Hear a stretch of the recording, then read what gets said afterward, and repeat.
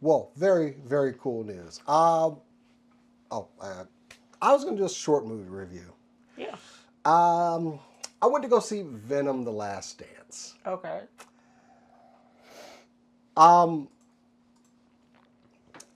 like Tom Hardy's depiction of Eddie Brock. I've enjoyed the first two movies, and I saw Last Dance. It was okay, and ultimately I felt this movie was completely and utterly unnecessary. Oh. Because here's my deal. Sony, come here for a second.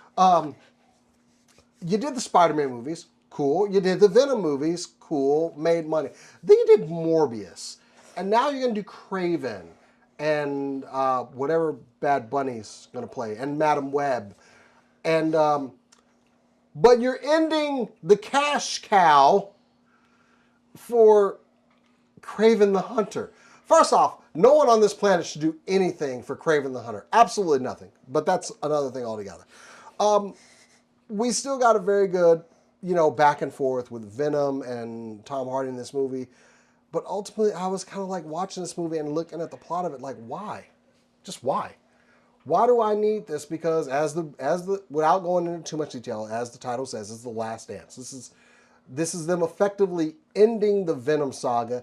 And honestly, on a weak note, I'm going to say that out loud, to introduce just images of the big bad, some from the comics, who was like the biggest, baddest guy, and we got nothing off of it. There was no payoff in this movie. Like, at the end of this movie, I felt nothing except for, why did we do this? It's Christopher Nolan's Batman this series movie, all over again.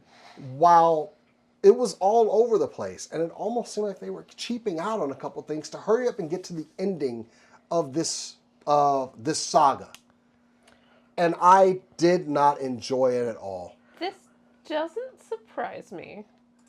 This is one of the things that I think can happen when you greenlight movies in a trilogy individually.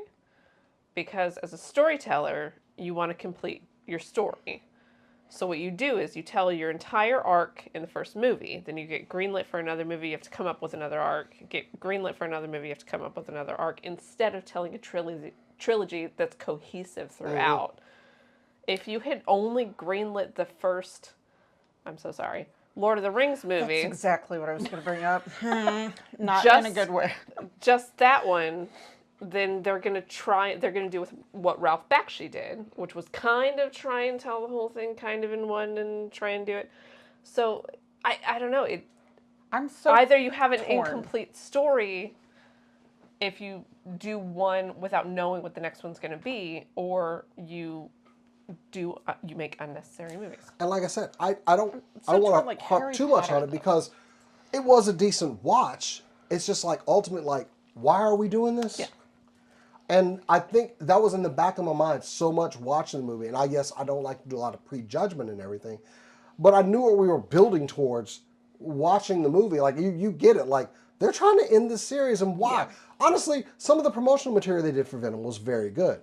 With him going into rap studios with Busta Rhymes and stuff like that. And, like, wanting to be a UFC fighter.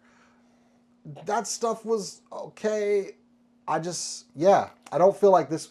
I feel like you could have just left it open-ended so we can revisit it. Yeah. Maybe they plan to introduce symbiotes in another way in that universe, but they're also a separate universe from like the Spider-Verse that Tom Holland exists in. And I don't know. I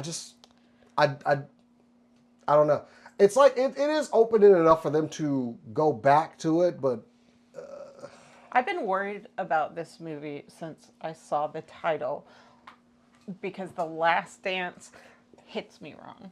It's like you're trying to convince us this is the most. Yeah. And that you're finally finishing a story, except you've finished a story twice. Like, you can't, to your point, you have two other stories. This isn't the resolution to those stories. Yeah. They had their own. Similar to what is probably a better example is Star Wars.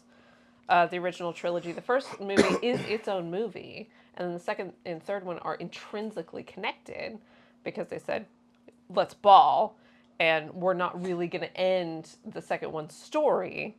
We're going to bridge the gap between the second and third one, and it worked really, really well. But also, like, famously, Last Jedi was supposed to end differently. Yeah.